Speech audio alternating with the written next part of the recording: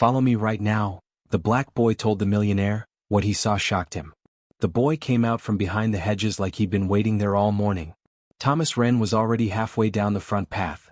Briefcase in his right hand, phone in his left, his mind 3 hours ahead in a boardroom on the other side of Seattle where a merger call was going to go sideways if he wasn't there to hold it together.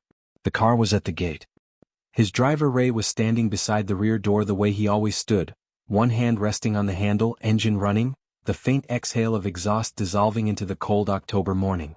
Then the boy stepped out and said 2 words. "Don't move." Thomas stopped. Not because it was loud.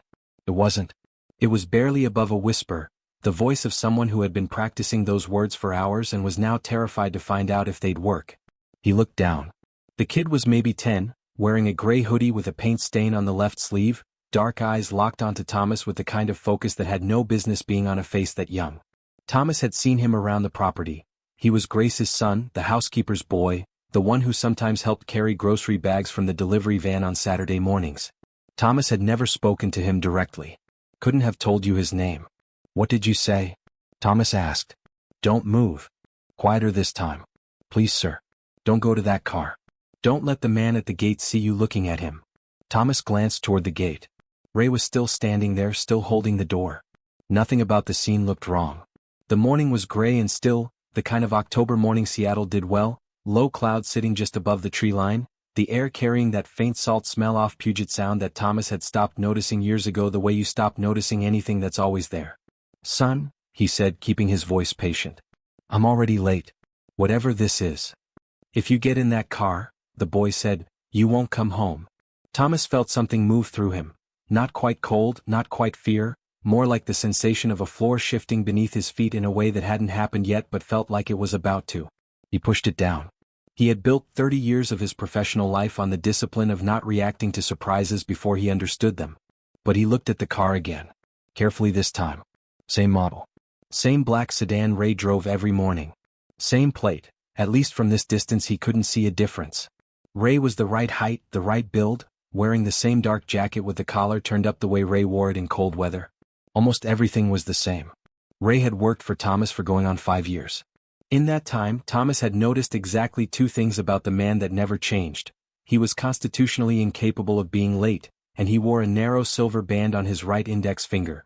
His mother's ring, which Ray had told Thomas about exactly once at a company Christmas party, in a tone that made clear it was not a topic for revisiting. Thomas had respected that. The ring never came off. Not when Ray washed the car, not when he helped Thomas carry boxes during the office move 2 winters ago, not in 5 years of daily proximity. The man at the gate was not wearing a ring. Thomas crouched down so his eyes were level with the boy's. "What's your name?" he said. "Solomon." "Solomon." He said it slowly, the way he said names he wanted to remember. "Tell me everything you heard. Don't skip anything. Start from the beginning." Solomon took a breath. His shoulders were trembling slightly but his voice, when it came, was steady in a way that cost him something to maintain. "Last night," he said, "my mom was making tea in the kitchen. It was late, past 11. I came downstairs because I forgot my book. The kitchen light was off but I could hear voices on the back porch. A woman and a man. I didn't recognize the man's voice." He paused. The woman was Mrs. Wren. Thomas kept his face completely still. "She said everything was set for the morning," Solomon continued. "She said the driver had been switched out. She said you always read your phone when you walk to the car and you never look up so you wouldn't notice." He looked down for a second then back up. "And then she said after today she'd finally be free." The sound of the gate car's engine drifted across the property. Patient. Unhurried. Waiting for a man it had been sent to collect. Thomas did not speak for a long moment. He was looking at Solomon, and Solomon was looking back at him with the eyes of a child who had not slept and had spent the hours since he woke up trying to figure out whether what he'd heard was real and whether anyone would believe him if he said it. "How do you know they were talking about me?" Thomas asked. "How do you know it wasn't something else?" "Because she said your name," Solomon said. 3 times. "And she said," he hesitated as if this next part was the hardest, "she said you'd already signed everything that needed to be signed and that you just didn't know it yet." Thomas stood up slowly. "Do you have anything else?" he asked. "Did you write anything down? Take a picture?" Solomon reached into the front pocket of his hoodie and pulled out a phone. Old, the screen held together along one corner with a strip of clear tape, the case scratched down to the plastic beneath. My mom gave me her old one when she got a new one, he said. It still records. I held it near the door. He held it out. I didn't know what else to do. I thought if I told my mom she'd think I was dreaming. I thought if I didn't tell anyone they wouldn't believe me later. Thomas took the phone the way you take something you're not yet sure you want. There was one audio file. 53 minutes of nothing, then a single recording. 14 minutes and 8 seconds, timestamped 11:47 p.m. He pressed play. The first sounds were kitchen sounds, the low murmur of a radio, water moving through pipes, the soft knock of a mug being set down. Then the back door sliding open. Then Claire's voice, warm and conversational, the way she sounded at dinner parties when she was the most comfortable version of herself. He has to walk to the car on his own. Nothing forced, nothing that looks wrong. He does it the same way every morning. He walks out, he opens his email, he gets in. He never varies. A man's voice then, lower, deliberate, the unhurried cadence of someone reading from a mental checklist. What's the window? 8:30. Give or take 5 minutes. The driver knows the route. There's a stretch of road outside Redmond where the highway drops toward the reservoir. The guardrail on the east side has been loose for 2 years. I checked it myself last month. The car goes through, it goes into 40 feet of water. Current pulls toward the dam. Recovery takes days, sometimes longer. And the policy? Double indemnity. Accidental death. Pays out at $62 million. The lawyers have reviewed every clause. There's no contest period because there's no second beneficiary. I made sure of that 18 months ago. Everything moves through the trust to me. The board tried to put protections in place after the Cascade merger, but he signed them away. He never read past the second page. A sound, ice shifting in a glass. After. We wait. 14 months minimum before we're in the same room publicly. We change nothing. We say nothing. Patience is what makes this work. Thomas stopped the playback.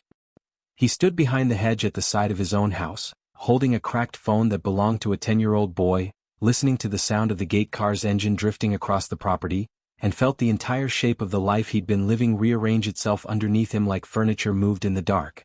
He had heard enough. He had heard, specifically, the words 18 months ago, and he never read past the second page.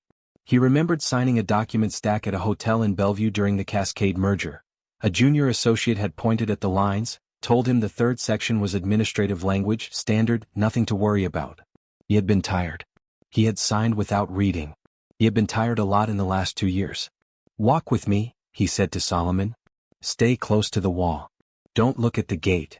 They moved together along the side of the house, staying in the shadow of the cedar hedges, ducking below the line of the ground floor windows. Thomas had not moved through his own property like this in 30 years, hunched, deliberate, watching the sight lines. He was surprised at how his body knew how to do it anyway, some leftover muscle memory from a childhood spent navigating a house where you learned early which rooms were safe and which weren't. They reached the back corner of the north wing.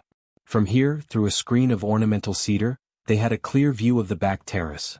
The long teak table where Claire drank her morning coffee, the stone planters she'd had installed 3 summers ago, the French doors that opened from the kitchen.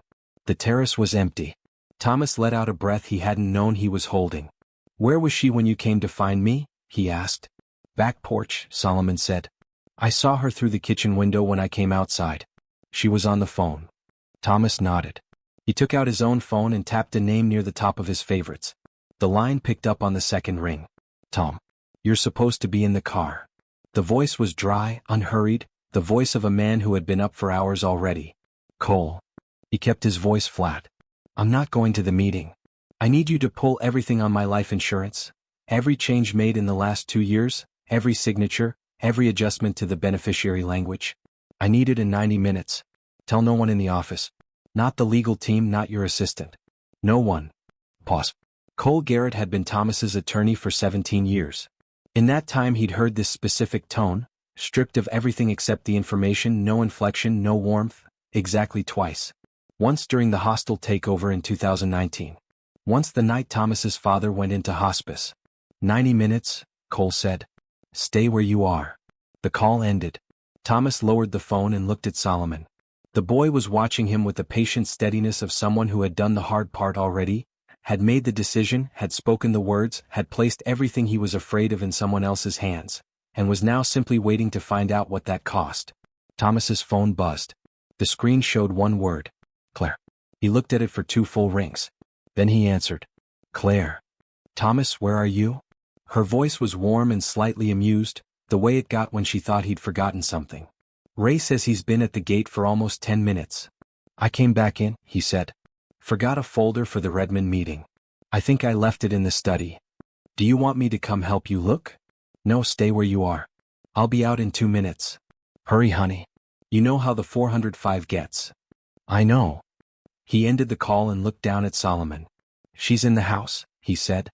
She was on the back porch 15 minutes ago, Solomon said. When I saw the car pull around to the front, I came to find you. I don't know where she went after. Thomas nodded once. He thought for a moment, not long, the way he made decisions in rooms where the numbers were moving and you had to pick a direction before they stopped, and then he said, I need to see her. Before I do anything else, I need to see her face.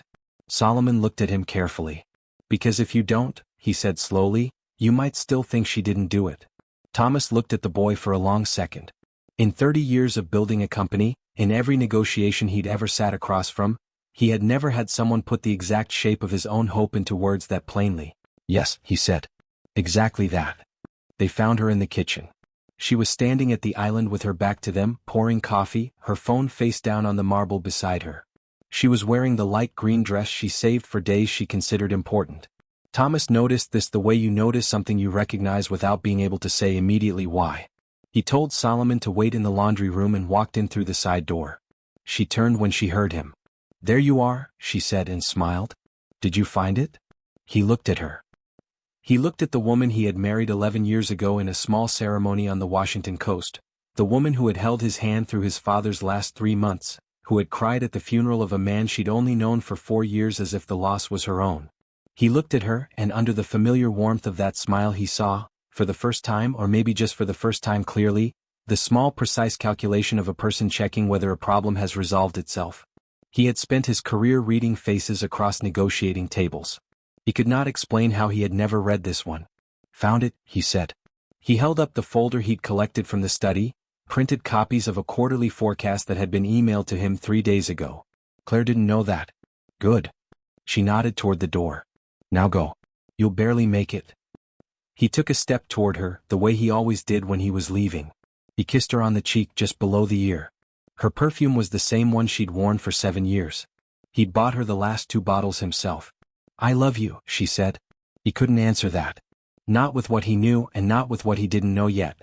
He smiled, the small private smile he'd used 1,000 times, and turned toward the door. He walked out onto the front steps. The car was 30 feet away.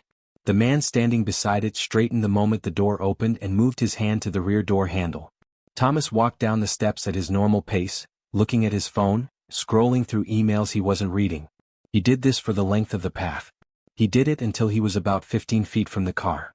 Then, without breaking stride and without looking up, he shifted his direction by about 10 degrees, just enough to take him past the car and toward the small pedestrian gate set into the fence on the far side of the driveway. The man beside the car hesitated. Thomas felt it without looking, the small frozen pause of someone whose instructions had just stopped applying. Mr. Wren. The voice was even, careful, practiced. Thomas kept walking. He raised his phone to his ear as if mid-call and said clearly, Yeah, I'm heading out now. No, I'll meet you on the corner. Cars blocked in the driveway. He pushed open the pedestrian gate and stepped out onto the street. The sedan did not follow. Thomas walked 20 feet, turned the corner, and found Ray's personal car, a silver Civic with a cracked passenger mirror that Ray kept meaning to fix, idling at the curb exactly where he'd been told to wait. Ray had the window down. He took one look at Thomas coming down the sidewalk and reached over and unlocked the passenger door. Thomas got in. Not the back seat. The front. Drive, he said. Not toward the office. Not toward the freeway. Just drive. Ray pulled away from the curb without a word. They were 2 blocks from the house before he spoke. You want to tell me what's happening? I will, Thomas said. But first I need to ask you something and I need you to answer me straight. Last week, when you got the message about your schedule change, the one that said your services weren't needed this week, who sent it? Ray thought for a moment. Came through the company dispatch channel. Had the right header, right format. Said you were using a different service for the week and that I should take paid leave. He paused. I didn't call to confirm. The message looked right. That message didn't come from dispatch, Thomas said. Someone made it look like it did. Someone who had access to your number, the company's communication format, and my daily schedule. He looked out the window at the ordinary Seattle morning sliding past. Whoever it was has been planning this for at least 2 weeks. Ray's hands tightened on the wheel. He didn't ask for more. He'd driven wealthy men long enough to understand what kind of plans took 2 weeks to set in motion. "Where do you want to go?" he said quietly. "There's a coffee shop on Dexter Avenue," Thomas said. "The one with the green awning. My lawyer is meeting us there." They drove the rest of the way without talking. Thomas watched the city through the window, a woman walking a dog, a FedEx truck double parked outside a dry cleaner, a man in a yellow rain jacket unlocking a coffee kiosk, and thought about the particular strangeness of a world that looked exactly the same as it had an hour ago while being completely different from anything he'd understood it to be. Cole Garrett was already at a corner table when they walked in, 2 coffees in front of him, a leather briefcase open beside his chair. He stood when Thomas came through the door. They shook hands. Ray stationed himself near the front window, back to the room, watching the street. Thomas sat down and Cole slid one of the coffees across to him. They had known each other long enough to skip the parts of conversation that didn't matter. "Talk," Cole said. Thomas talked. He gave it to him straight and complete, the way he reported to his own board. No decoration, no softening, in order. He told him about Solomon, about the recording, about the back terrace with the man in the gray jacket whose voice he'd heard on the tape. He told him about the fake driver, about Ray's text message, about the guardrail outside Redmond that someone had checked a month ago. He talked for 12 minutes without stopping. Cole didn't interrupt once. He listened the way good lawyers listen, writing nothing down, missing nothing. When Thomas finished, Cole took a long sip of his coffee and opened the briefcase. "Your policy," he said, laying 3 pages on the table. "Issued 9 years ago. Original coverage was $8 million, standard for your position at the time. First adjustment was 6 years ago, after the company's Series C. Coverage went to $18 million. I was in the room when you signed that one." He tapped the 3rd page. Second adjustment was 16 months ago. Coverage raised to $38 million. Accidental death rider added, doubles the payout to 76 under qualifying circumstances. The beneficiary clause was restructured. All conditional language was removed. Claire is sole beneficiary, no contestable provisions, no exclusions. Thomas stared at the signature at the bottom of the 3rd page. It looked exactly like his. "I don't remember signing this," he said. "I expected that." Cole set the page down.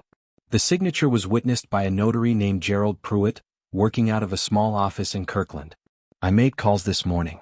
Pruitt closed his office 8 months ago. Moved to New Mexico. His phone has been disconnected. Thomas set the page down slowly. "Claire was in Kirkland 16 months ago," he said. "The Hargrove Foundation dinner. She came home and showed me pictures." He paused. "I was in Vancouver for a board retreat. I was gone for 4 days." "Yes," Cole said. The 2 men looked at each other across the small table. Someone laughed at the counter. A spoon clinked against ceramic. The coffee shop moved around them, indifferent and ordinary. "I want to know who he is," Thomas said. "The man on the tape. I want to know where he comes from, how long this has been in motion, and I want to know it before she does." "I already started on that," Cole said. "I have an investigator I've used for 12 years. Her name is Dana Reyes. She's been pulling records since 7 this morning." He closed the briefcase. "There's something else you need to think about." "Say it." "Whoever this man is, he is not just someone Claire met and decided to use.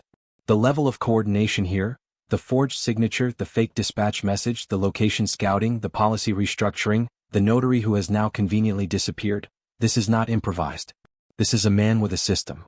Which means Claire may not fully understand who she is dealing with." Thomas looked at the sailboat print on the coffee shop wall. He looked at it for a long time. "Find him," he said. "Find out who he is and find out what he's done before." Cole nodded. He gathered the documents, stood, and put one hand briefly on Thomas's shoulder, the gesture of a man who had run out of professional language and was briefly being something else. Then he walked out. Thomas looked toward the window. Ray turned from the street and met his eyes across the room. Outside, the October rain was starting. The city moved through it the way it always did, without slowing, without noticing, carrying 10,000 separate lives in the same direction at once. Thomas picked up his coffee. It had gone cold. He drank it anyway. The hotel Cole had chosen was on the north end of Capitol Hill, the kind of place that existed between categories, not quite a business hotel, not quite boutique, the sort of building that catered to people who needed to be in the city without being visible in it. Cash accepted. No valet. Rooms facing the parking structure, so there was nothing to look at from the window. Thomas had not stayed anywhere like it in 20 years. He sat on the edge of the bed for a while after Ray dropped him off, looking at the carpet. It was the specific concentrated brown of every hotel carpet that had given up on itself sometime in the 90s. The painting above the desk was a generic watercolor. A lighthouse, pale yellow, waves that looked like they'd been painted by someone who had never actually seen the ocean. He found, somewhat to his own surprise, that none of this bothered him. His phone buzzed. Call. Dana has a name. Calling in 10. Thomas stood up and walked to the window. The parking structure across the alley was empty except for 2 cars on the 3rd level. A pigeon was working at something near the drain. The rain had picked up. The phone rang. Tom. Cole's voice. Dana Reyes is on with us. Let her go. A new voice came through, low, even, the voice of someone who delivered information the way a surgeon delivers a diagnosis. Clean, no excess. Mr. Wren. The man you saw on your back terrace this morning is currently going by the name Victor Shade. That is not the name he was born with. His real name is Patrick Gale. He was born in Spokane in 1979. He changed his name legally in 2011. Thomas sat down on the edge of the bed. In 2010, Dana continued, his wife, a woman named Susan Gale, née Hartwell, died in a kayaking accident on Lake Coeur d'Alene in northern Idaho. She was 44. The accident was ruled accidental. There was an investigation. It was closed within 3 weeks. Susan had a life insurance policy of $4 million. Patrick Gale was the sole beneficiary. Pause. He donated $100,000 to the county's search and rescue fund 6 months after she died. Made the local paper. Thomas looked at the lighthouse painting. In 2014, Dana went on, he was engaged to a woman named Karen Ellison in Portland. She was a tech executive. She broke off the engagement 7 months before the wedding. Public record doesn't say why, but she filed a civil protective order 2 weeks after the breakup. It was granted. He left Oregon within a month. And after that? He was quiet for a few years. We lose him between 2015 and 2017. He was moving, using different names informally, nothing we can pin completely yet. Then in 2018 he surfaces in Scottsdale under the name David Crane. He marries a woman named Helen Marsh. She's 61. He's 39. She owns 3 commercial properties and has no living family. Pause. She died in 2021. Carbon monoxide. Faulty furnace. Fire marshal ruled it accidental. The insurance payout was $5.2 million. The rain tapped against the window glass. And now he's here, Thomas said. With a new name, Dana said. A $38 million policy. A stretch of road outside Redmond. And your wife. Nobody on the line said anything for a moment. Cole spoke first. Tom. There's one more piece. Say it. The way Patrick Gale operates, and Dana can confirm this, he does not work alone. He finds a partner with motive. Someone with access to the target's finances, schedule, documents. Someone who believes they're the one in control of the arrangement. Pause. In the Scottsdale case, Helen Marsh's housekeeper told investigators afterward that in the months before the death, Mrs. Marsh had seemed, the housekeeper's word was distant. Like she was somewhere else. There was a man who visited the property several times. The housekeeper described him as attentive to Mrs. Marsh in a way that seemed, in hindsight, practiced. Thomas stood up and walked to the window again. You're saying Claire thinks she's running this, he said. I'm saying it's possible she has no idea who she's actually dealing with, Cole said carefully. She's still a participant, Thomas said. Yes. Both things can be true. Thomas rubbed his hand across his face. The cold and careful distance he'd been maintaining since the morning was developing cracks. Not dramatic ones, not the kind you could see from across a room, but the kind a building gets before it starts showing them in the plaster. He had been married to Claire for 11 years. He had bought her perfume. He had held her hand in hospital waiting rooms. He had believed, without examining the belief, that he knew the essential shape of who she was. What do we do? He said. Option 1, Cole said. We go to the police tonight. We have the recording, the forged insurance document, the fake notary, the witness, Dana's research on Gale's history. It's enough to open a criminal investigation. They'll pick him up within 24 hours. And Claire? She'll be questioned. She'll hire a lawyer. The case moves forward. Gale has walked away from 2 deaths that were investigated and ruled accidental, Thomas said. If we hand this to the police right now, he lawyers up and we hand him a chance to build distance from everything we have. Yes, Cole said. What's option 2? Pause. We give him another opportunity to move, Cole said. We let him believe the plan can be salvaged. We watch where he goes and what he does. We don't just catch him on intent. We catch him mid-action in a way that doesn't leave him anywhere to go. Thomas looked at the parking structure across the alley. He thought about Susan Gale on Lake Coeur d'Alene. He thought about Helen Marsh and a faulty furnace in Scottsdale. He thought about Patrick Gale standing at a podium at a county building in Idaho, handing a check to a search and rescue coordinator, his face composed in the particular expression of a man who had learned exactly how grief was supposed to look from the outside. We do it the second way, Thomas said. I want him caught doing it, not just planning it. That means you go back to the house, Cole said. I know. Tonight. I know. Cole was quiet for a moment. All right, he said. Then we move tonight. Ray drove him back through the front gate at 6:40.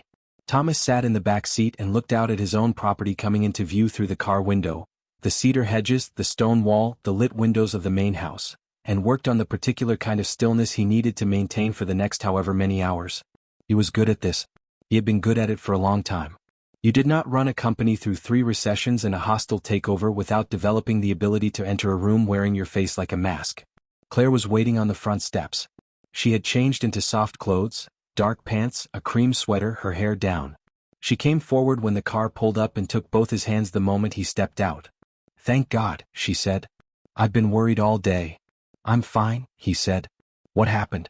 Did they find out who the driver was? The company is still looking into it. Cole thinks it may have been a targeting attempt. Someone impersonates the dispatcher, routes the assignment to a hired driver, hopes the passenger doesn't notice until it's too late. There have been a few like it in the area. Wealthy men, black cars. He watched her face as he said it. The small exhale she didn't quite control. The microscopic loosening around her eyes. That's terrifying, she said. I almost didn't notice, he said. But I did. She put her arms around him. He returned it the way he always had, one hand at the small of her back, the right amount of pressure, and over her shoulder he looked at the dark line of the water visible beyond the property fence, Puget Sound moving in the low light, indifferent and enormous. He felt something he had not expected to feel, holding her. Not rage. Not contempt. Something quieter and harder to place, the particular grief of standing in a moment that used to mean one thing and now meant something else entirely, and understanding that the version of it that used to mean the other thing is gone and was perhaps never quite real. Come inside, she said. I made dinner. She lit candles. She opened a bottle of Oregon Pinot Noir that Thomas had been saving for no particular occasion. She made the lamb he'd always preferred on cold evenings, with the rosemary from the planter on the back terrace. They sat across from each other at the long table, and the candles made the room warm and close, and she asked him about his day, about Cole, about the company's response, about whether he'd eaten anything, and he answered all of it in a calm and natural voice, giving her exactly as much detail as an honest man would give and no more. She listened. She nodded. She reached across the table once and touched his hand. He let her. After dinner she suggested the sitting room. They moved to the couch with their wine and she tucked her feet under her the way she'd always done, and outside through the tall windows the rain was coming down in long silver lines against the dock lights, and Thomas watched the water and said almost nothing and let the silence be comfortable the way comfortable silences had always been between them. He was a man performing a marriage he was no longer living in. He was doing it well. He had been doing it in some sense for longer than tonight. At 10:30 she said she was tired. She kissed him on the forehead and went upstairs. Thomas waited 15 minutes. Then he stood up, walked to the back of the house, and let himself out through the side door into the night. The staff residence was a small brick building behind the boxwood hedge on the south side of the property, 2 windows in front, a yellow light above the door. Thomas had walked past it hundreds of times and never gone inside. He knocked softly. Grace Walker opened the door. She was a woman in her early 40s with a direct, intelligent face, the kind of face that absorbed information without announcing what it intended to do with it. She'd worked in the house for 3 years. She was good at her job and she kept her own counsel about everything except what directly concerned her work, which Thomas had always respected. When she saw him standing on her doorstep at 10:45 at night, she didn't look surprised. She simply stepped back. He's asleep, she said quietly. He came home this morning saying his stomach hurt. Barely ate at dinner. Can I see him? She led him through the small front room to a door at the back. Solomon was on a narrow bed under a blue blanket, school bag open on the chair beside him, a notebook spilling out with pages covered in careful drawings. Thomas stood in the doorway and looked at him for a moment. Then he turned back to Grace. "Will you sit with me for a few minutes?" he said. "I owe you the truth about this morning." They sat at the small kitchen table. She didn't offer tea. She didn't fill silence with movement. She just folded her hands on the table and waited. He told her enough. Not the full history Dana had uncovered, not the recording word for word, but the essential shape of it. There had been a plan against his life that morning, her son had warned him in time, and the people behind the plan did not yet know exactly how it had failed. Grace listened without interrupting. When he finished, she sat very still for a moment. "I knew something was wrong," she said. Not to him exactly. More like saying it to confirm it had been real. Not this, but something. "He's been drawing the same things over and over for a week." She paused. "I should have asked harder." "He kept it from you to protect you," Thomas said. She nodded once. Something moved through her expression that she didn't let reach her face completely. "What do you need from me?" she said. "Act exactly as you've always acted. Don't change anything. Elijah stays home until I tell you otherwise, and if anyone asks where I was today or what I was doing, you haven't seen me since this morning." He paused. "There will be people watching the property. You won't see them, but they're there. This ends in 2 days, maybe 3. She looked at him steadily. "And after?" "After," he said, "we figure out what comes next. For both of you." She nodded once, the way people nod when they've heard the only answer that's available and have decided to accept it. Thomas said good night and walked back across the dark property to the house, past the fountain, past the stone bench, past the French doors of the back terrace where Claire had sat last night with a man named Patrick Gale and decided when her husband was going to die. He went inside. He went upstairs. He brushed his teeth and changed and lay down in the dark beside his wife and stared at the ceiling and listened to her breathe, slow and even, and thought about the road outside Redmond, and the guardrail someone had checked a month ago, and how close a man could come to the edge of his own life without knowing it. He didn't sleep for a long time. The next 2 days were the slowest Thomas had ever moved through. He did everything the same. He took his coffee at the kitchen island at 7. He kissed Claire on the cheek before going to his study. He took calls behind the closed door, the ordinary ones about work, the other ones about what was coming. He ate dinner at the long table with candles and conversation and wine, and he listened to his wife talk about a charity gala she was thinking of chairing in the spring, and he responded in the appropriate places, and every few minutes he reminded himself that this was simply a version of something he'd been doing in boardrooms for 30 years, sitting across from people who wanted something from him while he decided what to let them see. The difference was that in boardrooms the stakes had been money. Dana Reyes called on the second afternoon. "Something new," she said. Thomas closed the study door. "Go." Solomon found something else. You went still. "He came back to you?" Thomas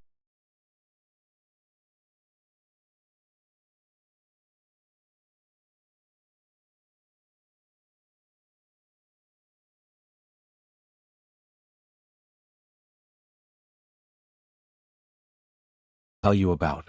He said he stopped it before the end because he was scared and ran upstairs. But the full file is 14 minutes.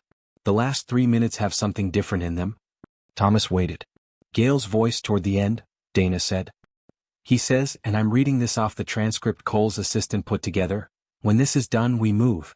I have the Arizona property. She'll never look for us there." And Claire says, "You said that about Scottsdale too." Thomas sat very still. "She said Scottsdale," he said. "Yes." The room was quiet for a moment. "She knows about Helen Marsh," he said. "She knows about Scottsdale," Dana said carefully. "Whether she knows the full truth about what happened there, I can't say. But she's been told something about a previous arrangement." She used the word too. "Which means she's been told this isn't the first time he's done this." Thomas looked at the window. The sound was visible in the distance, flat and gray under the November sky. "She's not just a participant," he said. "She walked in with her eyes open." "That's my read," Dana said. "Yes." He didn't say anything for a moment. "Does this change the plan?" Dana asked. "No," Thomas said. "It changes what I know. The plan stays." That evening over dinner he mentioned the trip. "I have to go back to Redmond Friday morning," he said. "The meeting I missed Monday, they rescheduled it. I can't put it off again."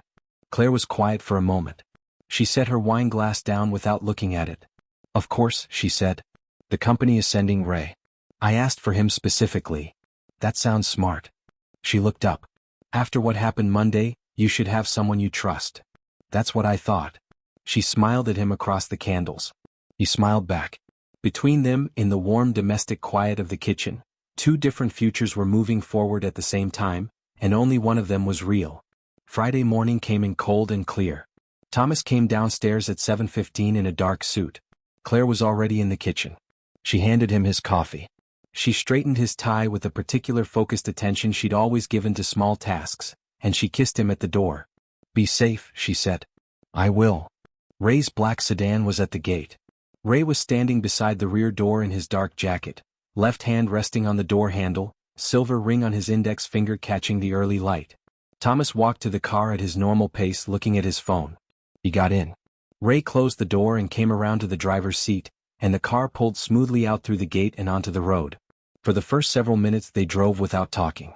The highway north was light, the sky pale and cold, the city giving way to suburban sprawl and then to the slow green corridor of the I-405 corridor as it moved away from the water.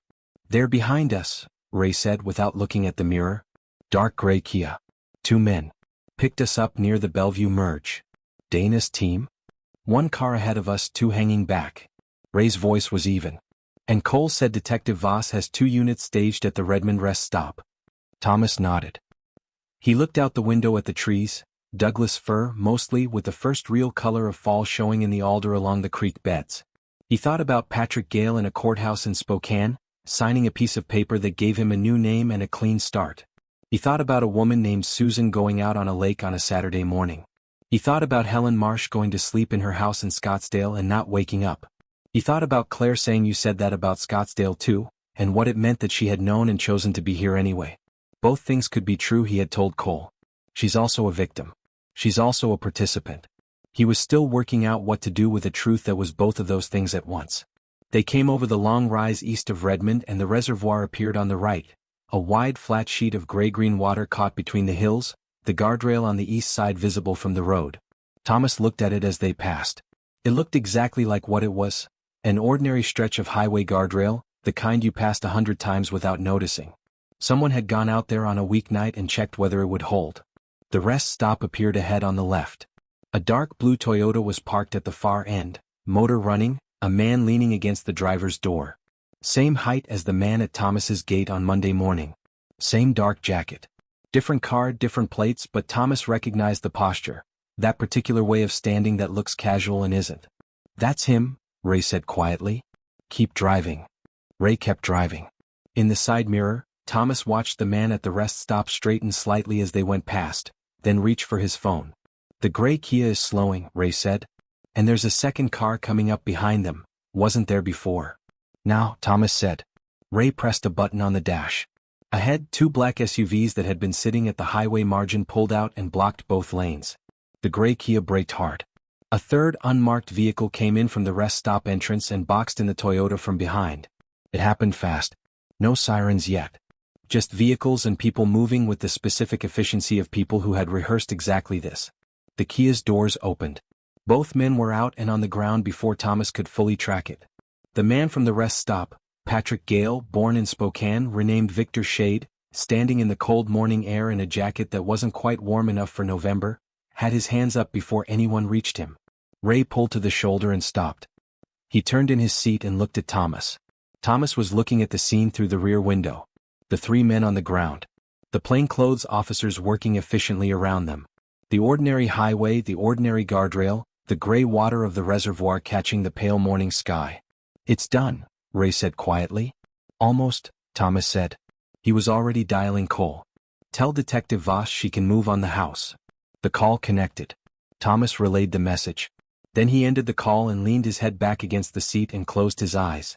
For a moment he just listened, to the engine idling, to Ray breathing steadily in the front seat, to the distant sound of a radio from one of the unmarked units, to the wind moving over the surface of the reservoir in a long slow wave. Then he sat up, opened his eyes and looked out at the ordinary morning. "Take me home, Ray," he said. The house looked the same from the gate. Thomas noticed this the way you notice things that surprise you by not having changed. The cedar hedges, the stone wall, the front windows lit against the gray morning.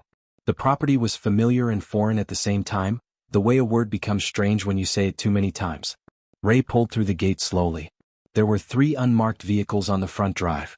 2 uniformed officers stood near the steps. A woman in a dark coat was waiting on the front walkway, Detective Carol Voss, mid-50s, short gray hair, with the patient watchfulness of someone who had seen enough of the worst of people to have stopped being surprised by it without quite managing to stop caring. She met Thomas as he stepped out of the car. She didn't run, Voss said quietly. Didn't make any calls that we saw. She was in the sitting room when we came in. Pause. She looked at us for a long time. Then she said something. What did she say? Voss's expression shifted slightly. Not pity exactly. Something more like the recognition of a thing that had no clean category. She said he told me he'd done it before. And I still said yes. Pause. Said it twice. Like she needed to hear herself say it out loud. Thomas didn't say anything. Then she stood up and put her hands behind her back, Voss said. Without being asked. He nodded slowly. He stood on the front walkway and waited while they brought her out. She walked between two officers with her head neither down nor raised, her face in that controlled neutral space that people find when they've run out of other options. When she reached him, she slowed. She stopped. She didn't speak.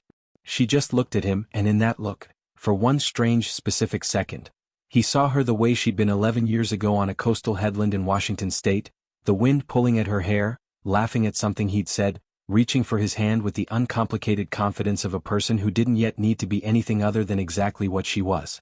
Then an officer touched her elbow gently and she moved and the car door closed, and the car went down the driveway and through the gate and was gone.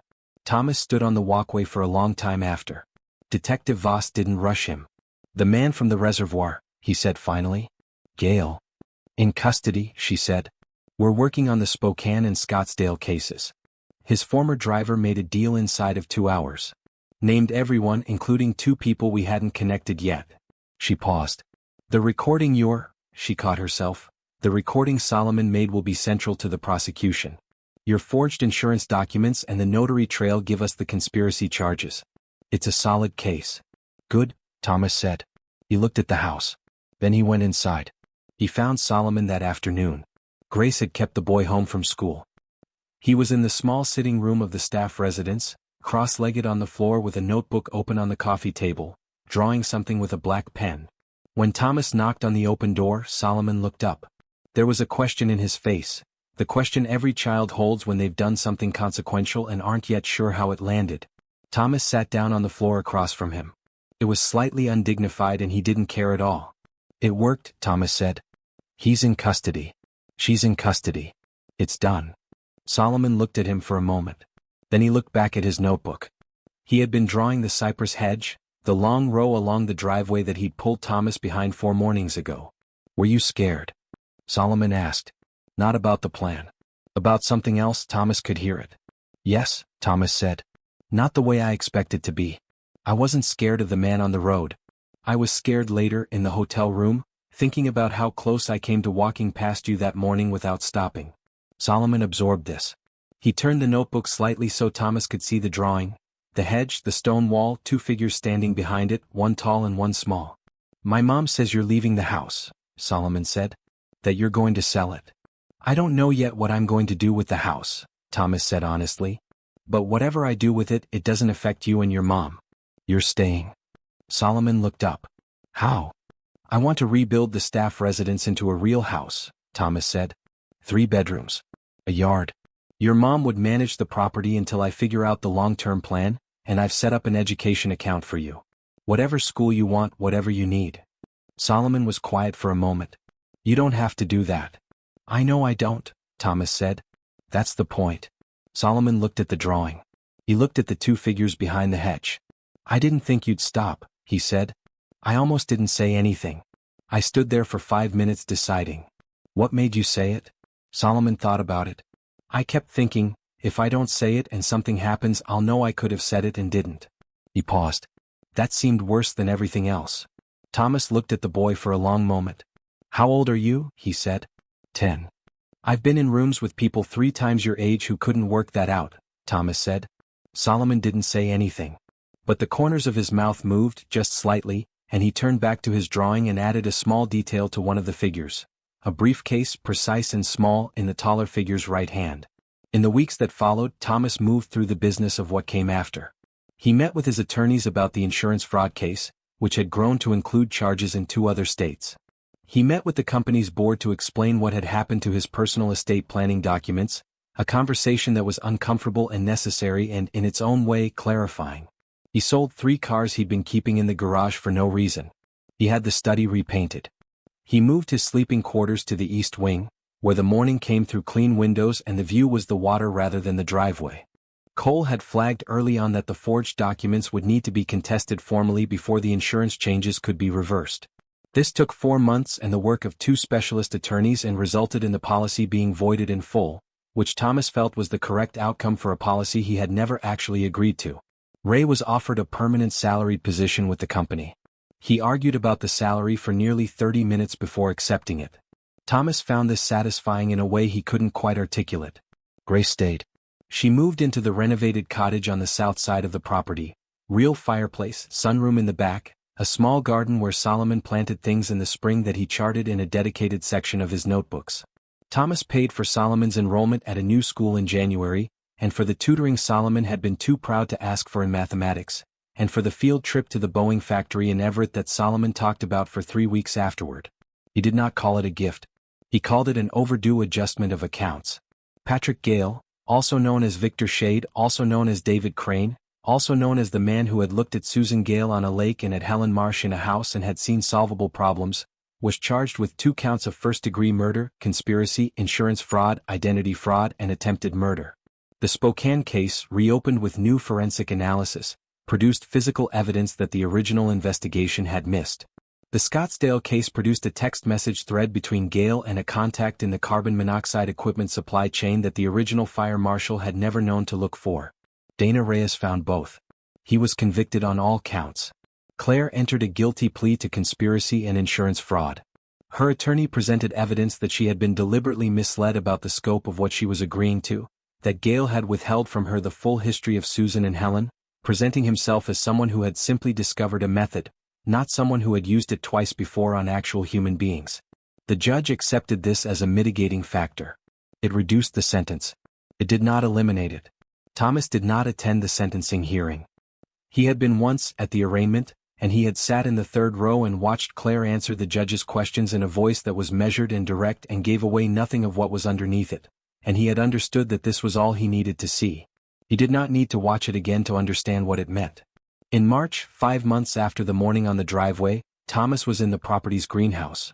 He had started going there in the early mornings, not to do anything in particular, just to be somewhere warm before the rest of the day began, when Solomon appeared in the doorway. He was carrying his notebook. He'd been working on something. Thomas could see the pen marks on the side of his hand.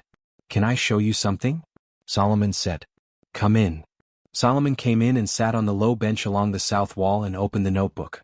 He'd been drawing the property, not a map exactly, more like an impression of it, the way the hedges looked from the inside versus the outside, the way the water was visible from certain windows and not others.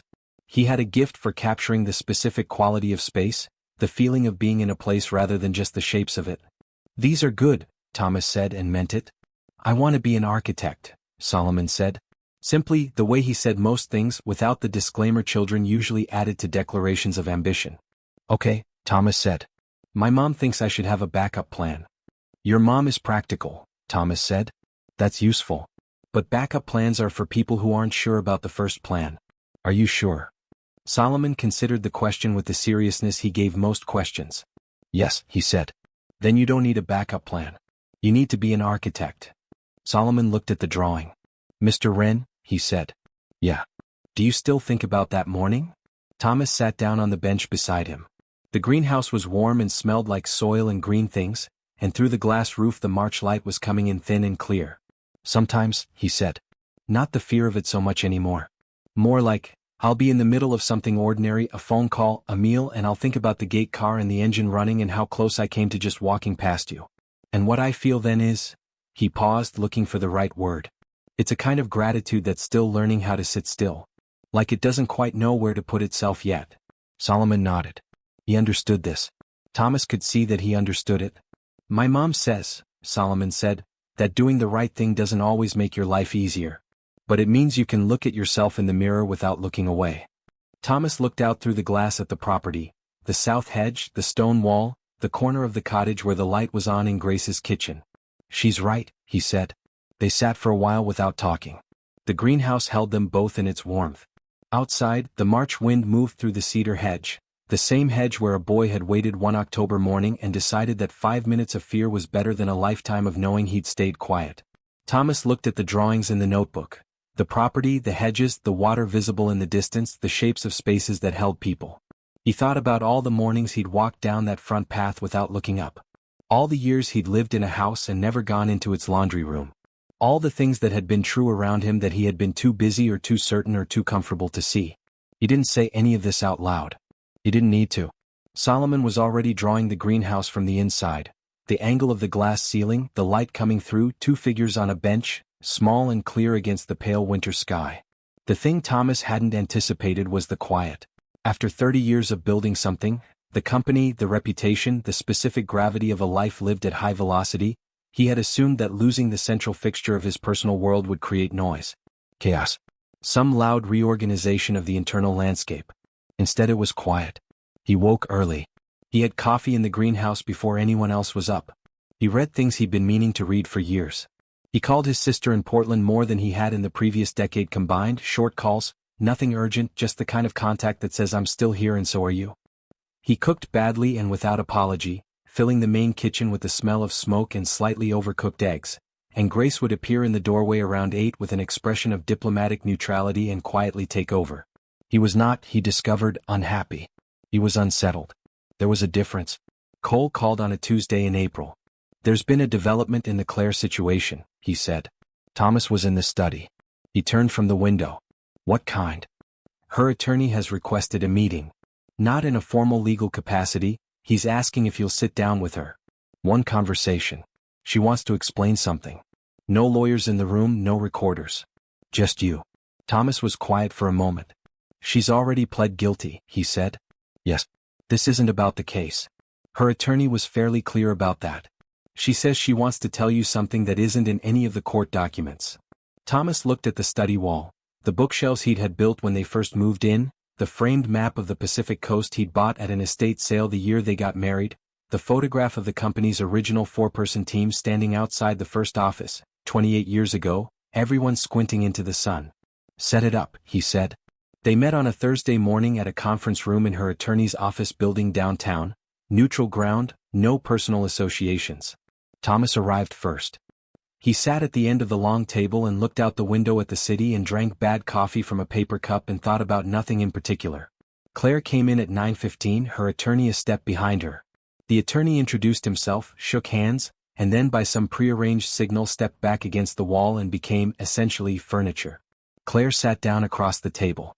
She had lost some weight. Not dramatically, enough that Thomas noticed it and noted it and moved on.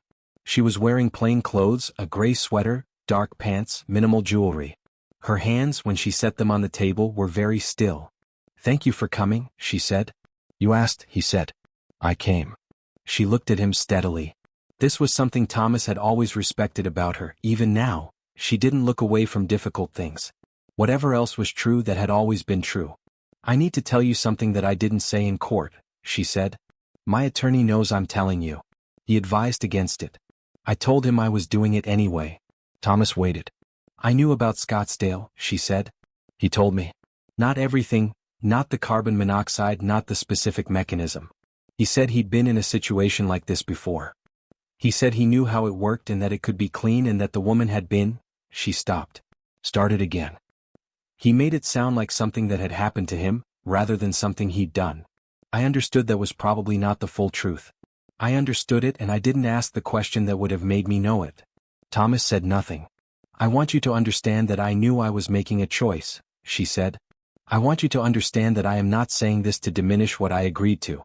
I'm saying it because, she paused and for the first time her composure shifted, not dramatically, a slight unsteadiness along the line of her jaw. Because you have the right to know that I didn't walk into this blind. I walked into it with my eyes partway open, and I chose not to open them the rest of the way, and that is a different thing from being deceived, and you deserve to know the difference.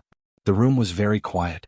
Thomas looked at her across the table, at the 11 years of her, at the woman who had held his father's hand at the end of his life because she thought it was the right thing to do, at the woman who had stood on a coastal headland on a gray day and reached for his hand with the easy confidence of someone who didn't yet need to be more than she was. He thought about all the ways a person could be multiple things at once. How the same hands could hold a dying man's hand and sign papers with a forged signature. How love and calculation could exist inside the same person simultaneously, neither canceling out the other, both entirely real. Why, he said. Not the plan. You and me, why? If things were that wrong between us, why not just? Because I was afraid, she said simply. Of losing the life. Of what would be left after. She looked at her hands on the table. That's the complete answer. It's not a good one. Thomas looked out the window at the Seattle skyline. Gray morning, the mountains somewhere behind the clouds, invisible but there. Did you love me? He said. She looked at him for a long time. Yes, she said. Not enough. But yes. He nodded slowly. He stood up. Thank you for telling me, he said. I mean that. She looked at him. The composure was still mostly there, but along the edges it had gone thin. Thomas, she said. He waited. I'm sorry, she said. Not formally. Not in the way you say it to courts and attorneys. In the way you say it when there's nothing left to hide behind. He looked at her one more time. Then he picked up his coffee cup and walked to the door. He sat in Ray's car outside the building for a long time without saying where to go. Ray didn't ask. He had learned, over 5 years of driving this man, that the moments that looked like doing nothing were often the ones where the most was happening. Eventually Thomas said, "Take me to the water." Ray drove him to the waterfront park at the end of Alaskan Way. Thomas got out and walked to the railing at the edge of the boardwalk and stood there watching the sound. Ferries were crossing in the middle distance. A container ship was moving slowly south, enormous and patient, the way the big ships moved, as if time was a system they had simply opted out of. He stood there for a long time. He thought about what Claire had said. I walked into it with my eyes partway open. He thought about what he might have seen if he'd opened his own eyes the rest of the way 2 years ago, 5 years ago, 10. He thought about all the things he'd signed without reading past the second page, not just documents. Assumptions. Easy interpretations of things that had been trying to tell him something else. He was not a man given to self-pity. He had always found it both unproductive and slightly dishonest, the emotional equivalent of blaming the floor for tripping you. But standing at the water with the ferry horns moving in the distance, he allowed himself to notice for a few minutes the specific weight of what had been lost, not the marriage, not the life as it had been arranged, but the version of it that had existed in his mind. The story he'd been telling himself about who they were together. That was the thing you mourned, he thought.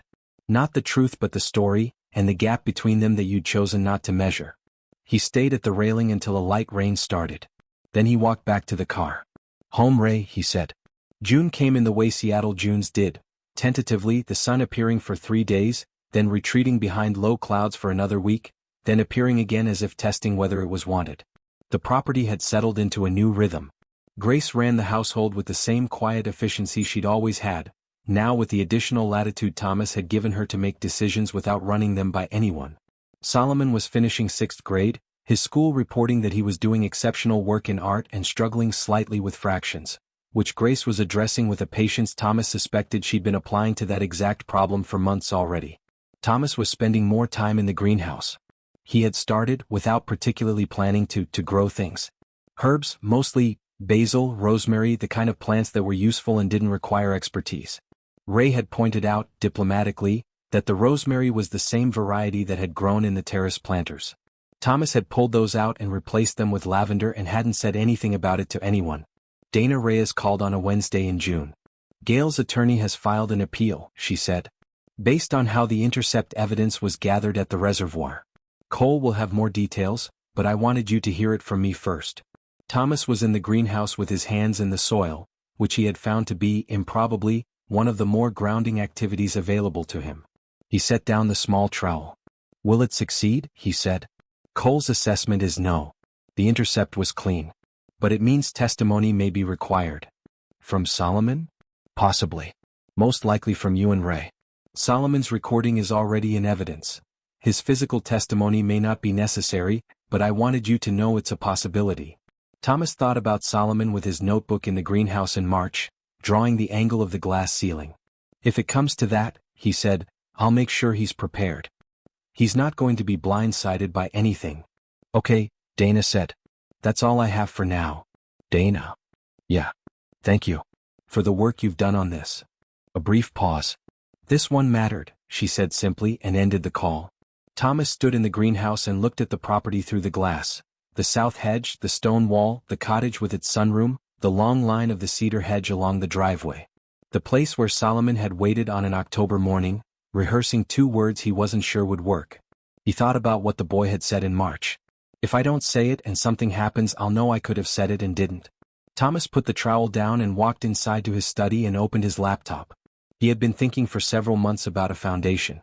Educational support, primarily, after-school programs, materials, the specific kind of access that changed what a kid could become. He'd been thinking about it in the abstract, the way you think about things you intend to do eventually. He opened a new document. At the top he typed a name. Not his own.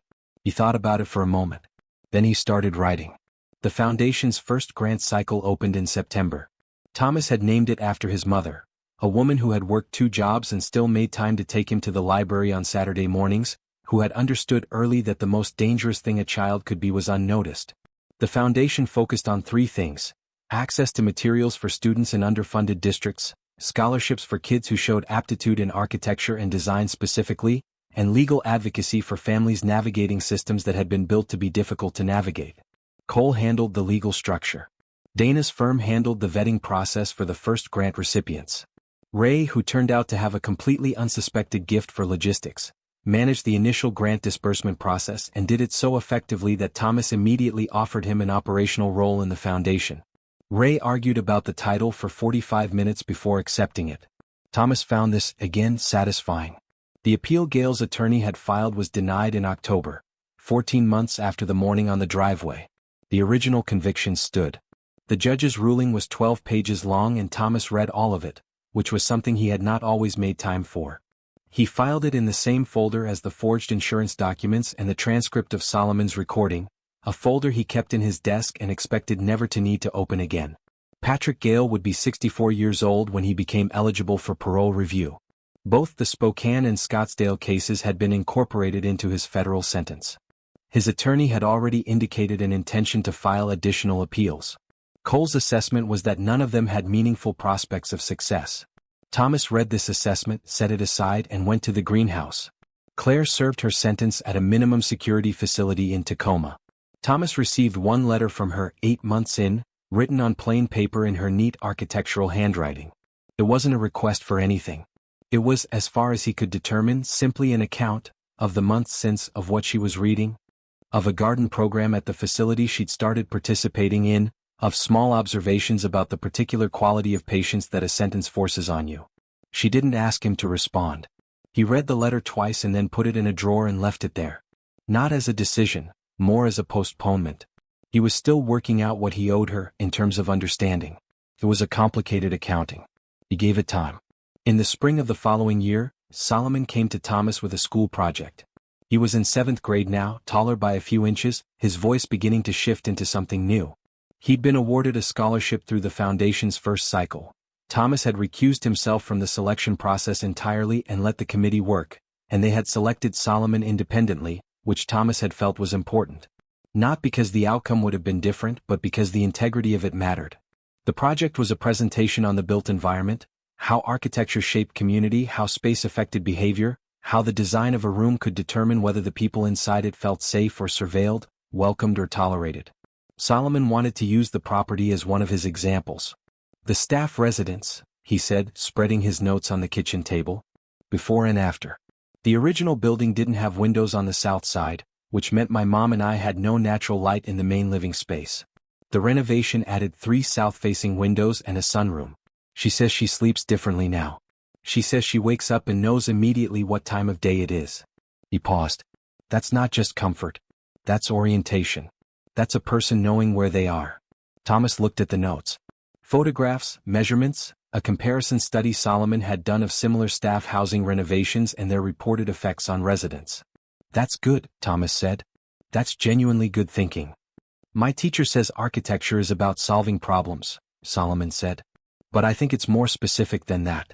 I think it's about deciding what problems are worth solving and who you're solving them for. Thomas looked at him. He thought about the note in the drawer in the study. He thought about Patrick Gale in a cell in a federal facility. He thought about Claire in Tacoma tending a garden. He thought about Susan Gale and Helen Marsh, who had become real to him over the course of a year in a way they had not been real to the people who were supposed to protect them. He thought about a boy in a gray hoodie standing in a driveway at 8 in the morning, deciding in 5 minutes what kind of person he intended to be. "You're right," Thomas said. "It's exactly that specific." Solomon gathered his notes into a careful stack. He had the focused, unhurried quality of someone who had learned early that the most important things did not need to be rushed. "Mr. Wren," he said. "Yeah. The foundation. The scholarship program." He paused. "Are you going to do this long term?" "Yes," Thomas said. "Because it matters," Solomon said. "Not asking. Confirming." "Because it matters," Thomas said. Solomon nodded once. He picked up his notes and went back to his room. Thomas sat at the kitchen table for a while after. The May light was coming through the south windows, the same direction Solomon's cottage now faced, and it was the particular quality of Pacific Northwest spring light, thin and white and very clean, the kind that showed you things clearly without making them harsh. He thought about the morning in October, the engine at the gate, the sound of the gravel under his feet, the voice from behind the hedges saying don't move. He thought about stopping. About how close he had come to not stopping. About the 5 minutes a boy had spent rehearsing 2 words, deciding that the discomfort of saying them was worth more than the ease of staying quiet. He thought about all the versions of that morning that hadn't happened, the one where he was distracted enough not to notice the missing ring, the one where Solomon decided it was too much to ask of himself, the one where the road outside Redmond ended something that had taken 30 years to build. He thought about how close the gap was between those versions and this one, how thin the margin could be. How much depended, sometimes, on a single person deciding to speak. Thomas stood up and walked to the door that opened onto the back terrace. He stood there in the doorway looking out at the property, the south hedge, the stone wall, the greenhouse with its glass roof, the corner of the cottage where Grace's kitchen light was on. The sound was visible in the distance, flat and silver in the morning light, moving as it always moved, patient and enormous and completely indifferent to everything that happened on the land beside it. He stood there for a while. Then he went back inside, poured himself a second cup of coffee, and sat down at his desk and started work on the foundation's second grant cycle. Outside, the city went about its morning. Traffic on the highway. Ferries crossing the Sound. A delivery truck turning off the main road. The ordinary, unremarkable motion of a world that didn't know what had almost happened here, what had been decided in a driveway on a gray October morning by a man who stopped walking and a boy who decided to speak. It never would know. That was fine. What mattered wasn't the knowing. It was the stopping. It was the speaking. It was the particular, ordinary, irreversible courage of saying what you know to be true, even when you are 10 years old and afraid, even when the person you're saying it to is someone you can barely reach, even when you have no way of knowing whether they will stop and listen. Solomon had known something was wrong. He had spoken. Thomas had stopped. And everything else had followed from that. Every choice, every consequence, every morning in the greenhouse, every name in the foundation's database, every south-facing window letting light into a room that had been dark. All of it followed from 2 words, said quietly in a driveway, by a boy who understood that silence had a cost. The end. If you made it to the end, thank you. Drop a comment and tell me where you're reading this from. I want to see how far this story travels. And if it stayed with you, share it with someone who needs a good read today.